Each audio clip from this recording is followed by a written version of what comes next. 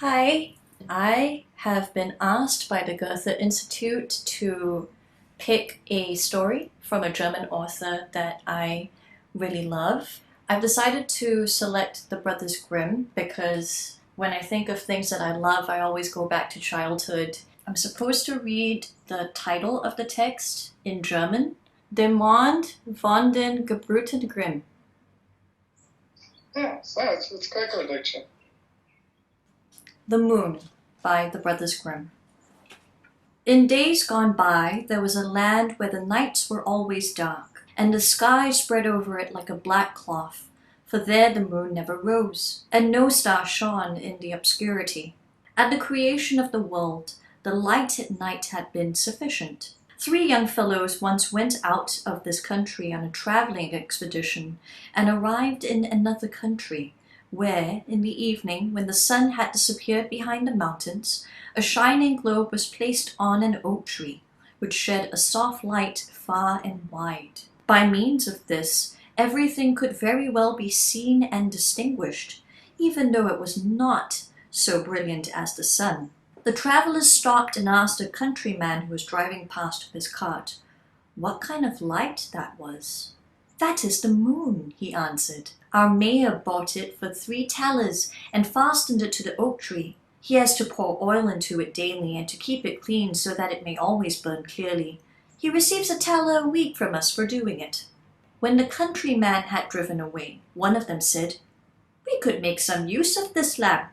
We have an oak tree at home, which is just as big as this, and we could hang it on that. What a pleasure it would be not to have to feel about at night in the darkness." "I'll tell you what we'll do," said the second. "We will fetch a cart and horses and carry away the moon. The people here may buy themselves another." "I'm a good climber," said the third. "I will bring it down." The fourth brought a cart and horses, and the third climbed a tree, bored a hole in the moon, passed a rope through it, and let it down. When the shining ball lay in the cart, they covered it with a cloth, that no one might observe the theft. They conveyed it safely into their country, and placed it on a high oak. Old and young rejoiced when the new lamp let its light shine over the whole land, and bedrooms and sitting rooms were filled with it. The dwarfs came forth from their caves in the rocks, and the tiny elves in their little red coats danced in rings on the meadows. The 4 took care that the moon was provided with oil, cleaned the wick, and received their weekly thaler, but they became old men. And when one of them grew ill and saw that he was about to die, he appointed that 1/4 of the moon should, as his property, be laid in the grave with him. When he died, the mayor climbed up the tree and cut off 1/4 with the head shears, and this was placed in his coffin. The light of the moon decreased, but still not visibly. When the second died, the 2/4 was buried with him, and the light diminished. It grew weaker still after the death of the third, who likewise took his part of it away with him. And when the 4th was borne to his grave, the old state of darkness recommenced, and whenever the people went out at night without their lanterns, they knocked their heads together. When, however, the pieces of the moon had united themselves together again in the world below, where darkness had always prevailed, it came to pass that the dead became restless and awoke from their sleep. They were astonished when they were able to see again.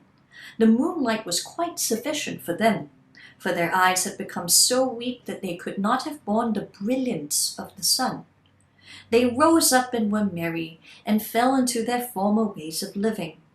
Some of them went to the play and to dance, others hastened to the public houses, where they asked for wine, got drunk, brawled, quarrelled, and at last took up cudgels and belaboured each other.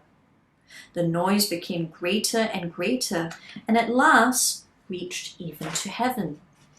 Saint Peter, who guards the gate of heaven, thought the lower world had broken out in revolt, and gathered together the heavenly troops, which are to drive back the evil one, when he and his associates stormed the abode of the blessed. As these, however, did not come, he got on his horse and rode through the gate of heaven, down into the world below. There he reduced the dead to subjection, bade them lie down in their graves again, took the moon away with him and hung it up in heaven.